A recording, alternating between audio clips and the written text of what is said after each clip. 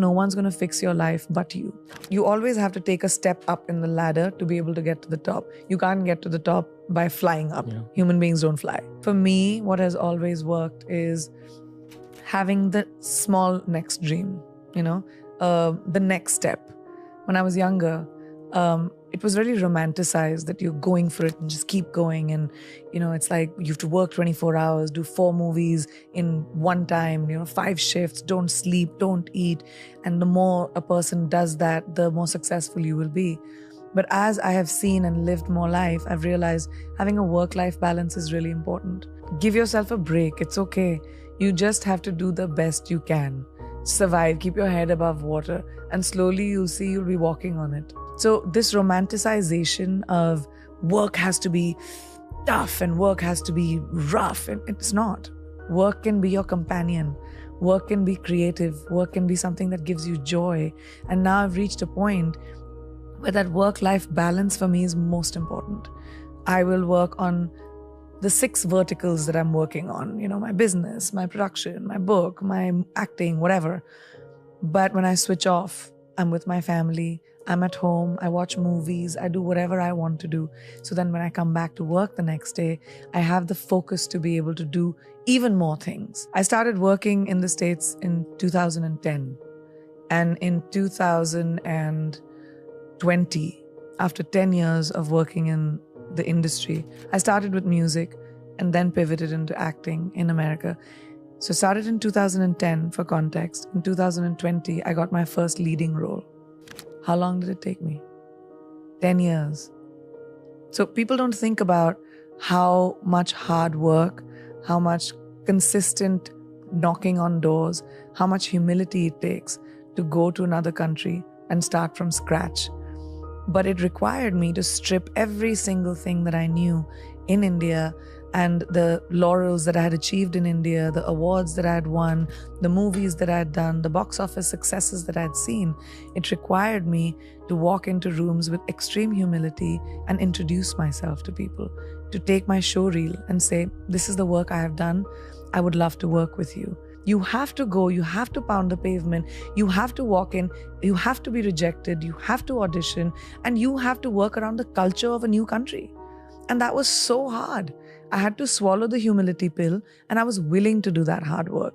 And then, 10 years later, I finally got my leading role in a movie. The tears that it took when you move to a new country with no friends, no family, working with people that don't know you and don't know what you are able to achieve.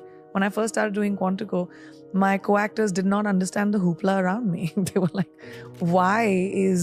who is this person? Like, why are you, the lead of that was the first time I got a lead role in a television series. And they just couldn't understand why. And it required me to just, be humble and say, I'm okay. This is a new environment. It's easy to go fishing from your boat, but when you have to go deep sea diving, it's a completely different thing. Yeah. So you have to learn according to your environment. So no, it wasn't easy. It was very hard. It took a lot of sweat, tears, and blood from me to finally be able to reach where I have reached. So when you say, I don't want to pass off the work that it took to get there and the time and the commitment that it took to get there. You have to shut off the noise. There are many people that will want to pull you down, but don't focus on that. Focus on the one person that believes in you. Focus on the light, little sliver of light that you might see, a little bit of inspiration that you might see. And that's the hardest thing to do because you're bogged down by baggage. You're bogged down by shackles of people holding you down. So you have to really push forward. And that's just individual. Do you have that inside of you to fight that fight for yourself? Or are you going to wait for somebody else to do it? That's an individual choice. The point is to be able to walk into a room and not be judgy and say, who are you? What are you doing? You don't, you're different. You speak a different language. That's not cool. Yeah. People speak different languages because they know more than you. They know other things that you don't know. The idea is to have your mind open to collaboration. The idea is to have your mind open to what is it that I can imbibe from someone else's knowledge. Yeah. And I think I'm a student of life. I love different kinds of people and different things that people do. I'm not running as fast as I was. I'm thinking about the steps I take. I'm in a really comfortable, content place when it comes to my life.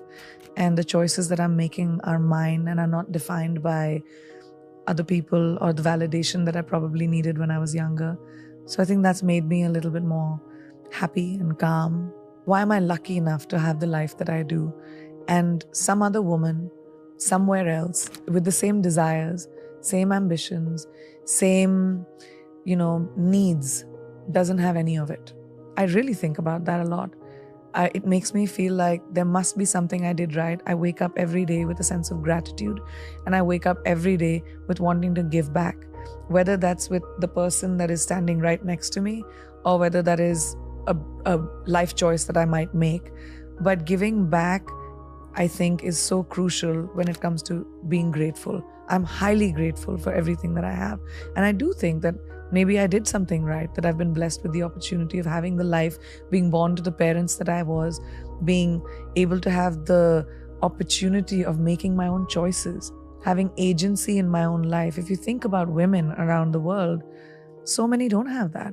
Like, complete choices are made for themselves. But my parents told me, you have to have your opinion. It can be very scary. I mean, this generation of girls is fearless, and there's so many girls that take charge of their own lives, and they say, I'm not going to fit into the cookie cutter mold that probably my mother did or my grandmother had to. And it's so, I have goosebumps right now just thinking about it. I meet so many young women who have changed the trajectory of their families because of the choices that they've made. I think my message would be that there's a lot of noise around us and people that tell us to be a certain way. I was talking the other day about someone that when I went to convent school, I had this thing called moral science, a subject called moral science, which taught me how women should be seen, not heard, the lengths of our skirts, how we should sit with our legs. There's so much that is being told to women that to be a good girl, you have to be a certain way. Good girls don't make history. Bold girls make history. Bold people make history. So if you want to be the lead actor of your movie, which is your life, you've got to take choices that might be contrary to what you've heard. And that empowerment may or may not come from your parents, may or may not come from your family or boyfriend or whoever you're around. It comes from you. And that no one can do. If you don't have that encouragement in your home, try to find it in your gut, because no one's going to fix your life but you. I don't know. I don't think about the future. I'm not someone I plan for the future, but I don't think about how far I can go. I mean, who knows what my future holds for me. But what I can think about is my present. And like I said, I like to imbibe from people that I know. The reason I take new steps is because I see someone else doing something new and I'm like, what can I do that'll make me feel how I feel about this person?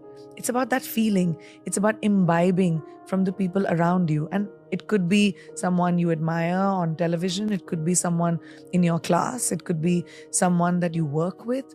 But when you see something that you admire about someone, imbibe it. And I just love the fact that you can have an idea today and monetize it.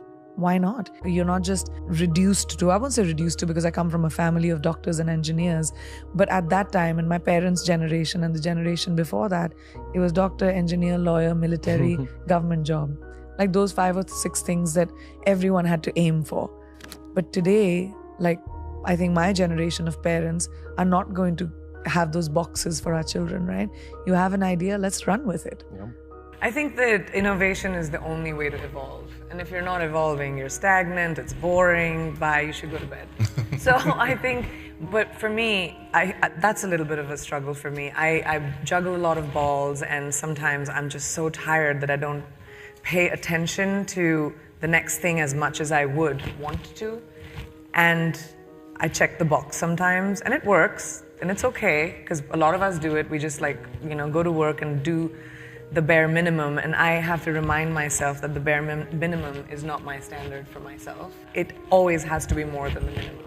And you have to remind yourself to take some time out. You just have to take some time to whatever you want to do. Go to bed early, have ice cream, just feed your soul. When you feed your soul as a human being, when you're with your family, your friends, you laugh a little, you bring joy, innovation happens. Creativity comes from a place of feeling good with yourself. And I think the most important thing is to feed who you are, and then it just does. What is my best opportunity at 18, at 25, at 35, at 60? Who is it that you want to be? So age ain't nothing but a number. That's a real fact. We put too much equity on age. It just doesn't matter. What matters is what you do about your life in the moment right now. Keep the people around you that are your champions. And maybe this is also something I realize when I'm older, but I tell young people this all the time. Do not hang around with poisonous people. Do not keep people around you that are toxic, that mess with your brain. Keep people around you that are genuinely happy for you. Only people that are genuinely happy for you. And if that's 2 people, you're a rich person. I think the meaning of life is having purpose. We're born and we'll die. What you do in between that is your legacy. And if your legacy is, walking with sand between your toes and living in a shack and being happy and meditating, sure, it's an individual choice. Success is very subjective. To each person is their own. My success might be completely not attractive to somebody else's success. The equity that we put on, you're the most successful, one of the most successful people on the planet, whatever, great. That's my version of it. But somebody else's version of it could be completely different. But I really believe that what your purpose in life and what you do between birth and death is what counts. So the pursuit of anything else is just futile. The pursuit should be, what am I doing in my life? What do I want to do in my life? Who do I want to be? Who do I want to touch? What do I want to create? Do I want to create? Or maybe I don't want to create. And all of it is fine, as long as you're at peace with the choices you make. So make choices that make you feel peaceful.